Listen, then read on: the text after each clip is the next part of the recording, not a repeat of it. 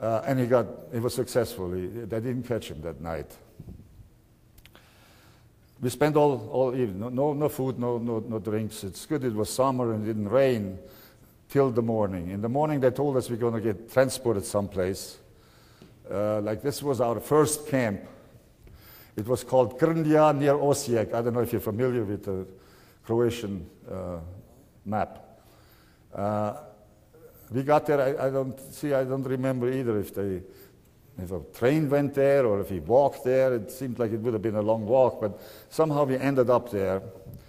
And when we got there, it seems they must have cleared the air, that town.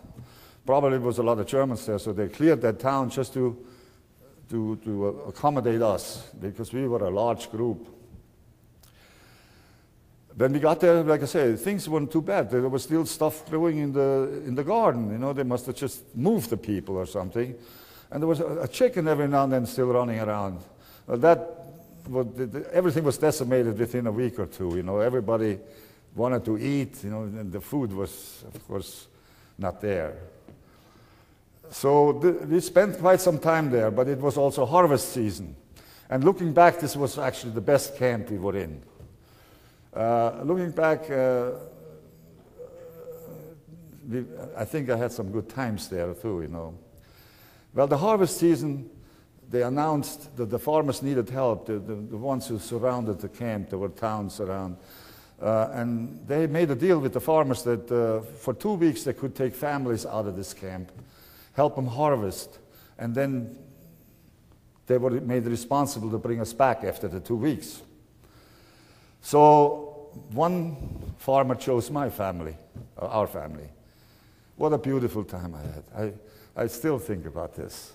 We went to this Croatian family. They took us in. They were very sympathetic with our demise. My father and my mother worked with them in the fields. They included us in everything. We ate with them. I was a young boy. I think I might have been, 7, 8 years, something like that. They would put me on the horse and go to the field back and forth. I would ride the horse. My grandmother would take care of my young sister. And it was just nice. Even with the church we went together, because I think they were Catholic just like we were. Well, this good time ended after 2 weeks, so and then they had to bring us back. They gave us a lot of food, and we were okay there for a while. For a week or so, we had good meals. So anyway, not long after that, the word came that we have to assemble in Krndija in an area which was sort of cleared because they're going to announce something. So we all gathered there, and there was like a official-looking couple of people there, and they started looking us over. Of course, they got my father right away on that one. And many men, usually the able-bodied and strong men, and some of the women, the young, strong women, which had no small children, they separated them from us and left us there in the camp. They took them away. Later on, I found out my father was in one of those details. They were working on the Croatian railroad tracks. And he always had a little problem with his feet, and I think he took sick. And the system, or a friend of his, which was also part of it, told us this later after we came out of the camps, that if he was sick, they had a house nearby always where they put the sick people in. And if he didn't get well within a day, nobody knows where they went. You know, they were shot usually at nights. So this was the lot for my father. I think he didn't get well. And his friend looked at him for one evening. The next evening, he was gone. My father never seen his booking. We, of course, stayed in the camp till word came, well, we're going to get moved to Jarek. Jarek was a notorious camp. I don't know what I think it's in Croatia too, you know. We even had an inkling already. This was the bad camp where a lot of people were taken which didn't flee before. And that's where we ended up. And after that, we were in Mitrovica, another notorious camp. And the last camp was Kruševo, which was near the Hungarian border. It was very close to the Hungarian border. which gave a lot of us people hope that maybe we make it across, because hungry meant freedom. Well, anyway, in those notorious camps, like Yarek and Mitrovic, we got assigned to the empty houses. They assigned, depending on the size of the room, we got assigned maybe anywhere from 15 to 20 people in one room. And they put a little straw on the floor. That was our bed. And we laid there like sardines. Lice, bed bugs, rats, everything was out of control there. The rats were so daring, they would run across us at nights, like the Autobahn, in some places. Well, come at night, when it came time to sleep, they put me between my grandmother and this old guy, which was a jolly old guy. And I slept, I guess it was sort of the divider between the women and this old guy. And he was, I liked him, I got along with him. He always tried to humor the women during the day.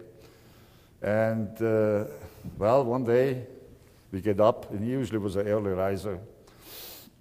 We get up, and he wouldn't move. I says, what? Huh. So I went, because I considered myself a friend of his, and I wanted to wake him. He was stiff. Boy, that threw me a curve, I laid next to this guy probably all night. Dead, he was dead.